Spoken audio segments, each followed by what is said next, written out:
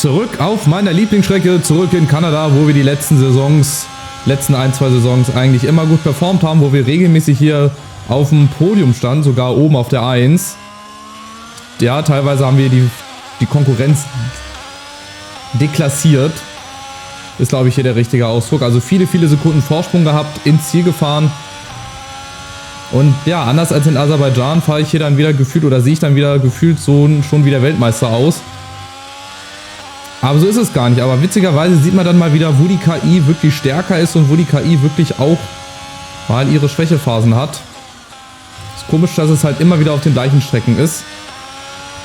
Aber die anderen Teams entwickeln sich halt auch weiter, ne? Die sind auch stärker geworden. Die Upgrades, die konnten sie früher machen als wir. Ich musste ja gefühlt eine Saison lang warten, bis ich mal beim Antrieb ein bisschen was machen konnte und bei der Chassis.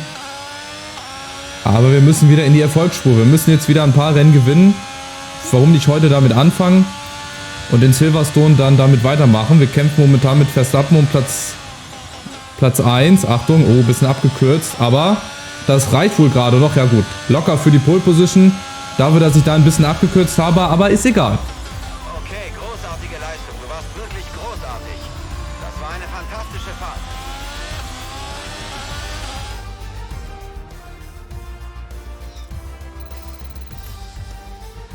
Mit dem Ende des Qualifyings werfen wir einen Blick auf unsere Top 3. Die einzig wahre, Verstappen und Carlos Sainz. Mit dem Ende des Qualifyings ist unsere Startaufstellung nun komplett für das große Rennen. Seien Sie morgen unbedingt mit dabei, denn es wird auf jeden Fall ein fantastisches Event.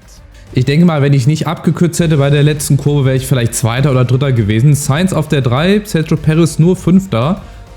Ja, aber ganz besonders für uns jetzt die große Chance. Start-Zielsieg wird auch schwer, aber zumindest mal wieder eine der vorderen Plätze zu erreichen. Seltenes Bild hier als Führender ins Rennen reinzugehen, von der Pole Position weg.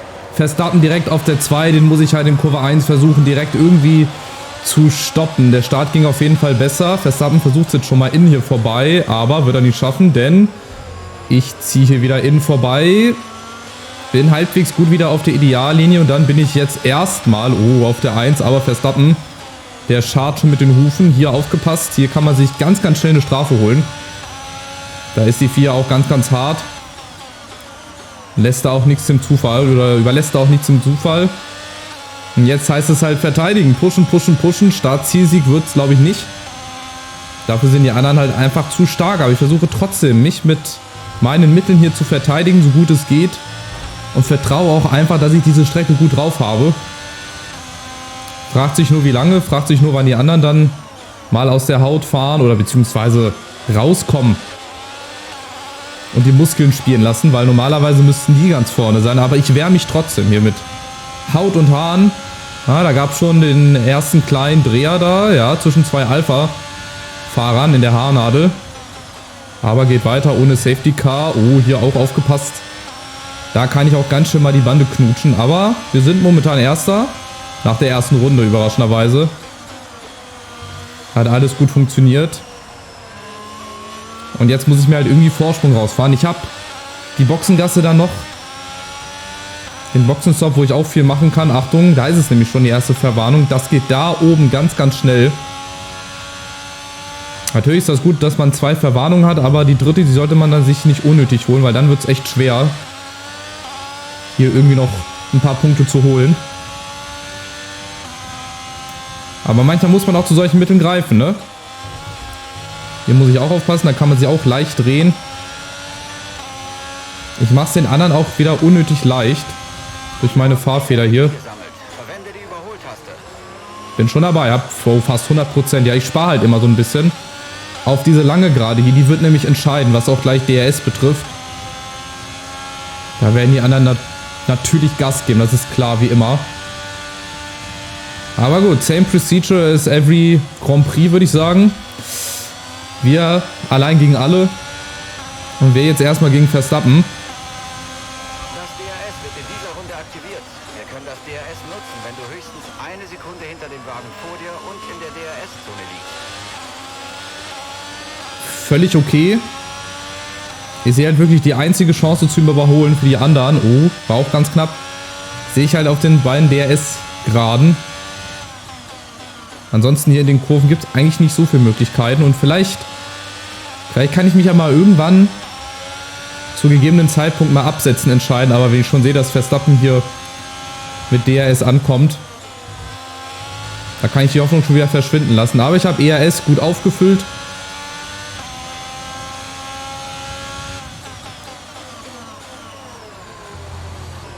Hier müsste ich halt auch viel schneller rumkommen, ey. Wenn ich da mal irgendwie einen Trick finden würde, dann würde ich euch den natürlich auch verraten. Aber ich habe bislang noch keinen Trick gefunden, dass man die Kurve besser nimmt. Ich weiß nicht, ich muss mal bei den E-Sportern nachgucken. Die haben bestimmt auch andere Einstellungen und so weiter. Ist ja auch egal. Aber ich fahre hier nicht auf E-Sport-Niveau. Das ist es ja. Achtung. Oh, Bande. Nicht die Bande knutschen. Habe ich schon oft gemacht. 1,10 nach wie vor. Nochmal eine schnellere Rundenzeit. Obwohl ich gar kein DS hatte. Seht ihr? Also es ist auf jeden Fall schwieriger als die letzten Saisons und auch nicht so klar und deutlich. Weil, wie ich gerade schon gesagt habe, die anderen natürlich auch sich verbessert haben. Ne? Die haben Upgrades auch schneller bekommen. Das bekomme ich jetzt halt alles so um die Ohren gehauen. Aber vielleicht irgendwann. Aber unser Upgrade-Paket ist halt auch fast, ja, am Ende der Entwicklung. Irgendwann geht es halt nicht mehr weiter. Und vielleicht ist halt bei Haas dann die Grenze erreicht. Dort, wobei Red Bull dann halt nochmal einer oben drauf gelegt werden konnte. Vielleicht ist es halt so bei Haas. Vielleicht müssen wir wirklich zusehen mit dem Gesamtpaket hier, dass wir irgendwie es doch schaffen, Weltmeister zu werden. Ich frage mich, wie das gehen soll. Aber solche Weltmeister, so völlig unerwartete Weltmeistertitel, sind auch mit die schönsten. Von daher, warum soll das nicht funktionieren? Ja, und Verstappen, der kommt halt ran. Das ist immer ganz, ganz riskant. Auch hier in der letzten Kurve, dass ich da bloß nicht ins Schleudern komme. Wir nähern uns dem Boxenstoppfenster. Du wirst mit Mediums weiterfahren. Und das ist halt meine Hoffnung, die ich habe, dass ich vielleicht in der Boxengasse dann ein bisschen Sekunden gut machen kann, dass die anderen dann vielleicht ein bisschen zurück, ja, von der Zeit her einfach ein bisschen weiter zurückfallen, was ich mir aber nicht vorstellen kann. Wenn das jetzt alles so bleibt, warum? So, jetzt waren wir schon mal fast über einer Sekunde drüber. Also, es geht theoretisch. Es geht. Ich muss ja nur aus dem DRS-Fenster rauskommen, aber wie ist die Frage? Das fragt sich wahrscheinlich Verstappen auch. Wie kann ich auf der 1 sein? Weiß den Blitz-Qualifying noch schön abgekürzt, ey. Die 4 hat schön weggeguckt. Und jetzt sind sie natürlich wieder da. Beziehungsweise jetzt ist er wieder da. 0,5 ist halt so die Maximale, die ich bislang habe. Aber jetzt könnte es zum ersten richtigen Angriff kommen. 0,4. Ich versuche natürlich ein bisschen rauszufahren, aber gut. Er zieht dann natürlich gleich mit rüber. Bande nicht knutschen. Alles gut, das kriege ich gut hin. Sainz, Norris und Leclerc weiterhin brav auf 3, 4 und 5. Die gucken sich das an. Abstand zum Teamkollegen beträgt 17,9 Sekunden. Gut, auch da nach wie vor eine Machtdemonstration. Aber anders wird das auch nicht gehen, ey. 18 Runden lang hier gejagt von Max Verstappen. Das wird auch in den nächsten Grand Prix so sein. Wobei, da werde ich wahrscheinlich ihm wieder hinterher jagen. So völlig unverhofft. In Silverstone, klar, auch eine gute Strecke, wo ich eventuell guten Platz machen kann. In Frankreich, das kommt dann auch wieder Österreich. Das sind so Strecken, da muss ich eigentlich auch viele Punkte holen. Aber es ist sau schwierig, sau schwierig. Jetzt ist er noch näher dran, 0,3. 0,4, so lang wir ihn immer so auf Abstand halten können, aber jetzt wird es den großen Angriff geben, glaube ich, oder? Schafft er das? Oh, nee, schafft er nicht. Dürfte er eigentlich nicht schaffen. Ich lasse mal ERS hier aktiviert, dass wir hier ein bisschen mehr Speed haben vielleicht, dass wir uns so ein bisschen entfernen können. Okay, das Boxenstoppfenster hat sich geöffnet. Das Boxenstoppfenster ist jetzt für dich offen. Jetzt, wo es in die Boxengasse geht, kann ich auch nochmal eine Runde ERS hier anlassen. Das lädt sich ja eh wieder dann ganz schnell auf. Aber ich möchte auch so viel Vorsprung wie möglich haben, brauche ich auch. Der lässt nicht locker und der ist auch eigentlich der klare Favorit, das ist doch ganz klar. Aber trotzdem versucht man ja als Außenseiter jedes Mittel, was einem recht ist, ne? Um das doch noch irgendwie hinzukriegen. Ich frage mich wie. Aber 1/3 habe ich schon mal hinbekommen. Fast 7 Runden. Und er bleibt trotzdem immer hinter mir. Klar, er will Windschatten haben, ist doch alles okay, alles total legitim. Hier müsste ich halt auch schneller rumkommen. Aber wie gesagt, was nicht ist nicht 0,7, 0,6. Ist schon mal ein bisschen mehr. An den kleinen Ding muss ich mich halt hochziehen. Vielleicht geht er ja mit mir rein, was nicht jetzt unbedingt ein Vorteil wäre oder ein Nachteil, keine Ahnung. So, also hier geht's schon rein. Er kommt mit mir rein. Okay, alles klar. Das heißt, wir müssen jetzt einen schnelleren Boxenstopp hinkriegen, weil er geht jetzt schon rein und wir gehen da vorne rein. Das kann auch gleich ganz schnell wieder anders aussehen. Da muss ich jetzt wirklich Hackengas geben. Da kommt er nämlich schon. Kommt, zack, zack, zack. Jawohl.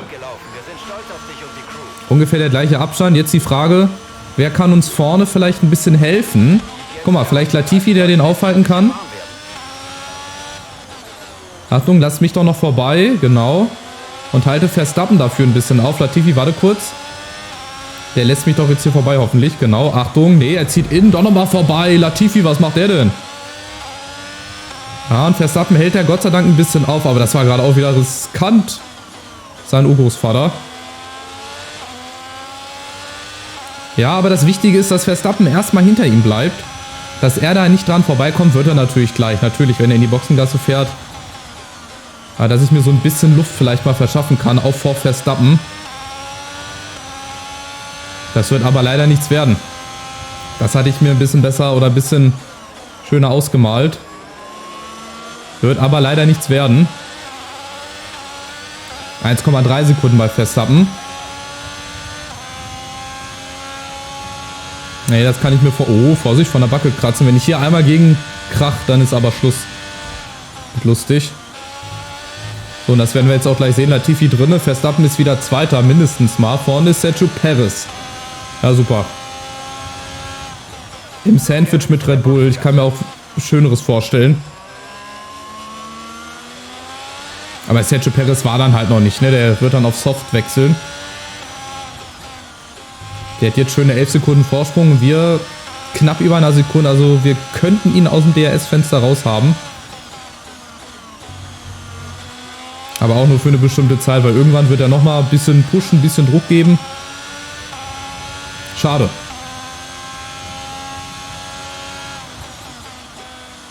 Hatte ich mir auch ein bisschen anders überlegt. Achtung, oh, nicht als Abkürzung gezählt, okay. Das haben die nicht als Abkürzung gewertet. Also knapp über einer Sekunde Vorsprung. Für mehr wird es leider nicht reichen. 1,1, weiß ich jetzt nicht, ob das reicht. Wird aber, denke ich, reichen. 0,8, ja, der Flügel ist auf. Und da ist er schon wieder. Schade. Gut, heißt also für uns weitermachen hier. Genau in dem Rhythmus. Und das noch 9 Mal. Und dann haben wir gewonnen. So einfach ist es eigentlich. Möchte man meinen.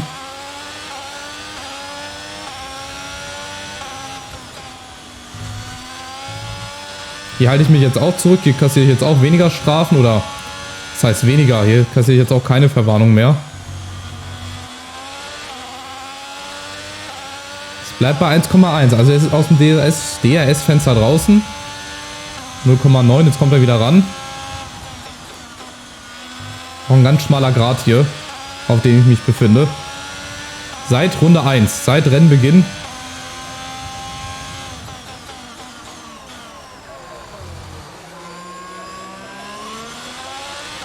Und wieder sind es nur diese 10 Sekunden, die darüber entscheiden, ob er DRS bekommt oder nicht. Jetzt bekommt er es leider. Mein Gott, der geht so auf den Sack. Da fehlt mal diese eine Saison ohne Upgrade. Die eine Saison ohne Upgrade, die macht es halt jetzt im Endeffekt aus. Das ist der große Unterschied. Würde ich jetzt einfach mal behaupten. Und Sergio Perez geht immer noch nicht rein. Oder war der schon? Der war aber noch nicht drin. Safe nicht. Also wenn Sergio Perez schon drin war, ey, dann fresse ich einen Besen. Der kann auch nicht drin gewesen sein. Das geht nicht. Dann hat er eine andere Strategie. Der wird dann gleich nochmal auf die Softs gehen. Wir kommen ja auch ein bisschen ran. 9,7, 9,6. Haben ja schon fast 2 Sekunden aufgeholt. Aber Max Verstappen ist halt das Problem. Der ist halt das Problem. Der ist jetzt 0,6 wieder dran. Der kommt jetzt immer weiter ran. Aber ich verteidige mich. Und ich werde auch zu unfairen Mitteln greifen. Auf jeden Fall. Ihr kennt mich. Wenn es darum geht, Plätze zu verteidigen, bin ich hier Nummer 1. Da kommt niemand an mich ran. Da fahre ich auch zur Not im Zickzack. Aha, jetzt geht er rein. Perez fährt an die Box. Er ist jetzt in der Boxengasse. Er ist jetzt erst in der Boxengasse. Oh, Achtung, erhöhter Curb. Und wechselt auf die harten Reifen, warum auch immer. Da muss doch auch irgendein System dahinter stecken, oder? Dass der immer auf hart wechselt oder viele. Naja, wird schon wissen, warum.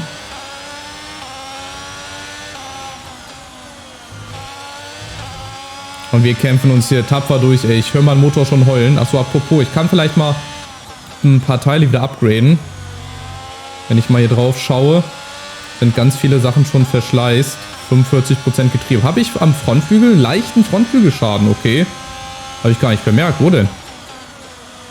Deswegen komme ich auch so schwerfällig um die Kurve manchmal. Aber das hätte ich jetzt so ehrlich gesagt gar nicht bemerkt. Naja. Dann ist es vielleicht doch klar, warum Verstappen hier näher rankommt, warum ich vielleicht nicht auf Vollspeed gehen kann. Aber wo habe ich mir den denn angehauen? Ey, keine Ahnung. Wahrscheinlich hier oder am Anfang. Naja, dafür machen wir das ja auch ganz gut dann, ne? Also, wenn ich das jetzt weiß, 6 Runden vor Schluss. Aber ist auch geil, dass mir der nicht gewechselt wurde, der Frontflügel dann, ne? War wohl dann anscheinend nicht so schlimm.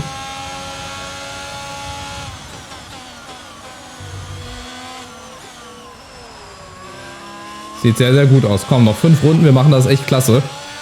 Wird vielleicht doch ein Start-Zielsieg, obwohl ich das gar nicht so gedacht hätte. Achtung, nicht abkürzen. Das ist so meine Problemzone und halt die beiden langen Geraden. Ansonsten, wie gesagt, ich mag die Strecke sehr. Gehört mit zu meinen Lieblingsstrecken, neben Italien, also Monza und Belgien. In Österreich kann ich auch noch mit dazu zählen, die ist nicht so lang. Kann man auch gut performen, Achtung.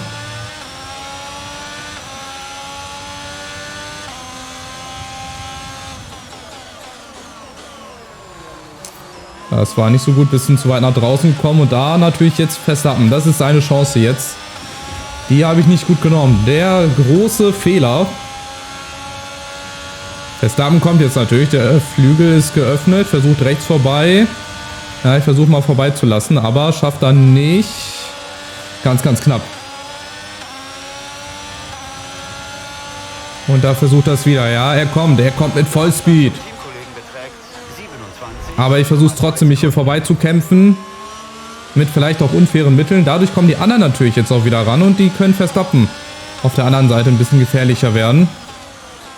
Aber ihr seht, ein grober Fehler, ein grober Schnitzer. Einmal die Kurve zu weit genommen und die sind da. Und das passiert mir leider auch zu häufig. Hier gerade auch schon wieder zusätzlich dazu natürlich dieser kleine Frontflügelschaden, will ich ihn mal nennen. Und Verstappen kommt mit viel Gebrüll. Und mit viel Wut im Bauch. Der will jetzt hier endlich vorbei. Aber er kommt nicht vorbei.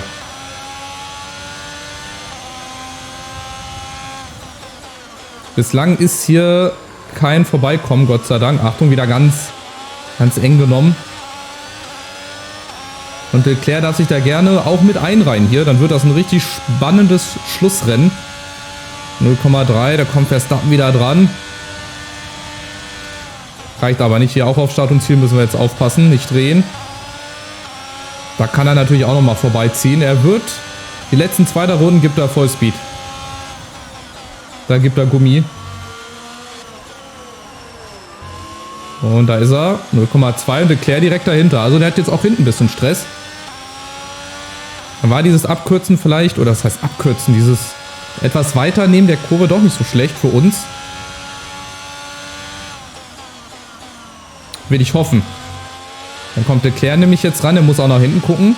Norris, ja, der nicht, aber Leclerc immerhin. Der könnte doch ein bisschen was machen.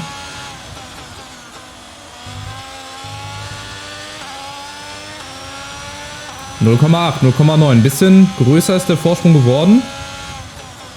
Nicht viel größer, aber immerhin so groß, dass wir jetzt nicht unbedingt Schiss haben, dass er direkt an uns vorbeifährt.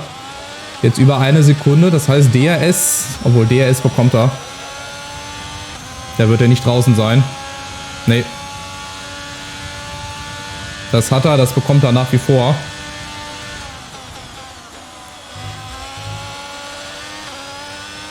Ein ganz, ganz schmaler Grat hier, auch auf den letzten Runden. Aber genauso ist es halt. Wir müssen uns jeden Sieg, jeden Rennerfolg müssen wir uns hart erarbeiten. Das ist wirklich Wahnsinn. Das Beste aus dem Auto rausholen. Das steht halt immer über allem.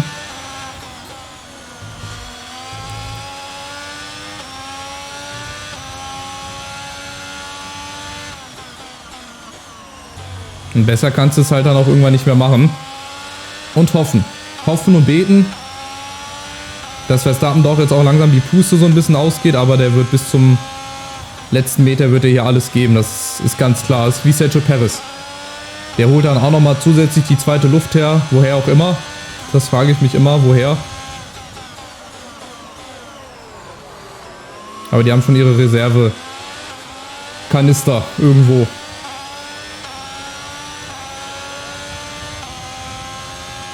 So, und wieder 0,4. Letzten 2 Runden jetzt. Da lasse ich auch ERS aktiviert. Zumindest auf den langen Abschnitten. Achtung. Gerade raus. Nicht drehen. Alles gut. Sehr gut genommen. So, 0,5. 2 Runden noch.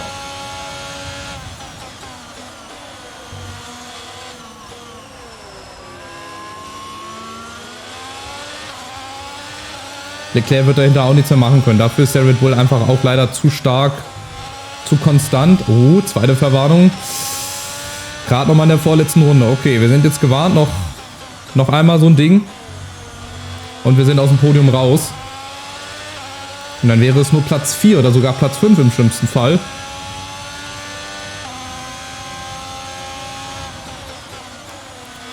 Und bei der KI, bei der Dummheit der KI, da musst du immer drauf vertrauen, dass sie doch nochmal irgendeinen blöden Move machen.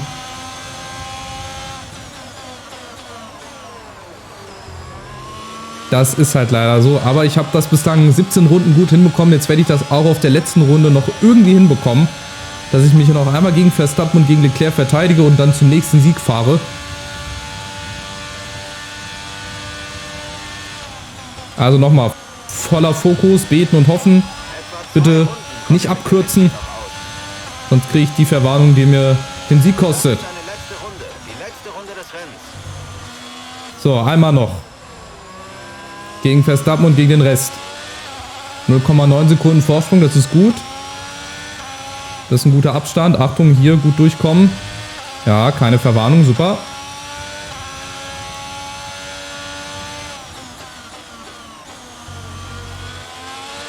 Sehr gut geregelt. So, 0,8. Hier ist das auch relativ gut.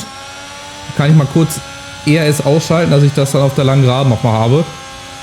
Und wenn ich da vor Verstappen bin, dann habe ich es. Dann soll ich das eigentlich haben. Hier auch ohne Verwarnung durch. Jetzt kann ich nur die letzte Kurve nochmal raushauen, indem ich mich da drehe. Aber auch das müsste ich hoffentlich gut hinbekommen. Einmal noch ein bisschen zu spät gebremst. So, und jetzt gilt's. Mit über 20% ERS nochmal. Nicht zu verteidigen, aber er kommt jetzt nochmal. 0,2 Verstappen, er versucht's.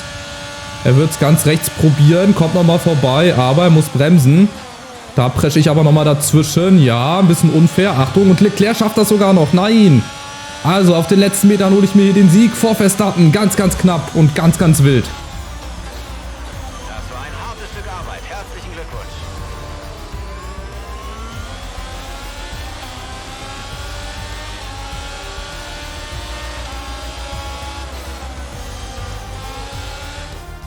Wirklich fantastische Arbeit des Haas-Teams. Es hat hier heute einen erstklassigen Sieg geholt.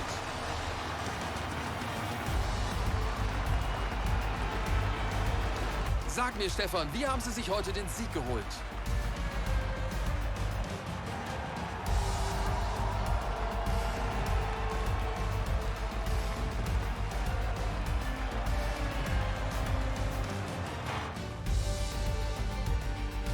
Die Leistung und das fantastische Ergebnis des Haas-Teams haben heute sicherlich auch die anderen Teams da draußen bemerkt. Es ist deutlich, warum sie von allen jetzt ernst genommen werden. Diese Fahrer werden am Ende der Saison heiß begehrt sein.